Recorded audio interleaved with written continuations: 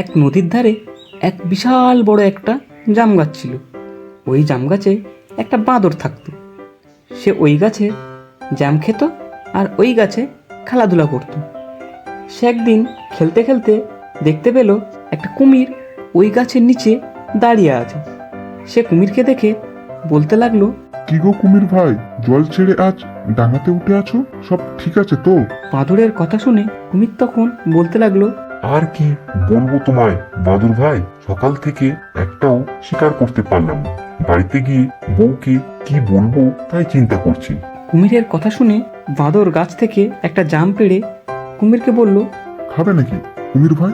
কুমির তখন বলল, একটা জাম খেয়ে কি হবে, একটাতে আমার পেট ভরবে না। কুমিরের কথা শুনে বাঁদর গাছ থেকে আরও কিছু জাম পেড়ে কুমিরের দিকে ছুঁড়ে দিল, আর সাথে সাথেই কুমির জামগুলো খেয়ে নিল।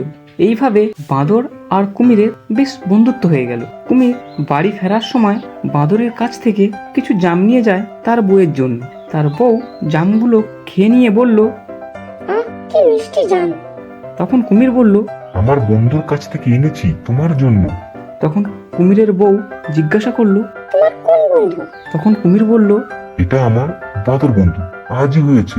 ওই নদীর পাড়ে ওই জাম গাছটাতে থাকে। কুমিরের মুখে বাঁদরের কথা শুনে কুমিরের বউ বলল, ওই জামগুলো এত মিষ্টি, তাহলে রোজ ওই জাম খাওয়া বাদুড়ের কলজেটা কত মিষ্টি হবে। আমি ওই বাদুড়ের কলজেটা খাবো।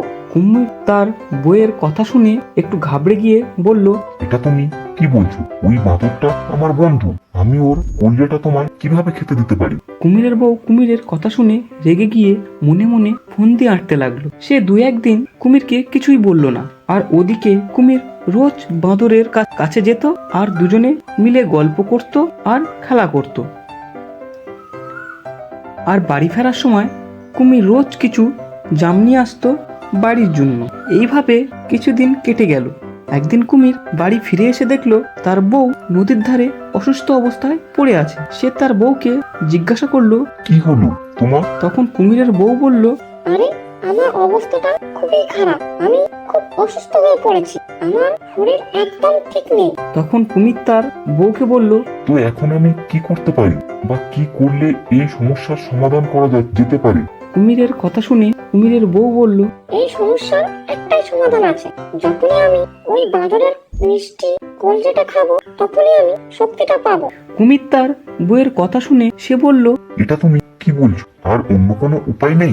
তখন কুমিরের বউ বলল, আমি সত্যি বলছি, এই দুর্বলতার একটাই উপায় আছে।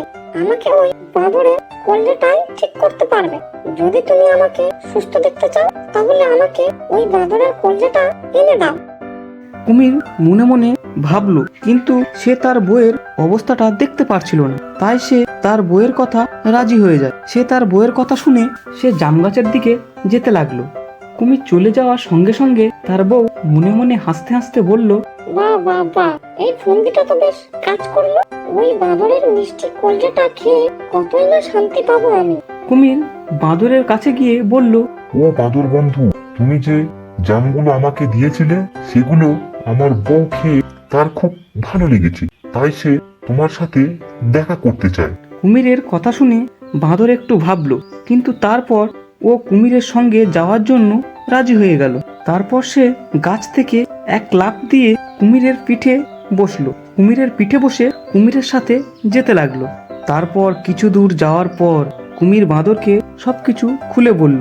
কুমিরের কথা শুনে বাঁদর খুব দুঃখ পেল, আর সে মনে মনে ফন্দি আঁটে কুমিরকে বলল, আরে কুমির ভাই, এই কথাটা তুমি যদি আমাকে আগে বলতে, তাহলে আমি আমার কলজেটা ওই জাম গাছে রেখে আসতাম না।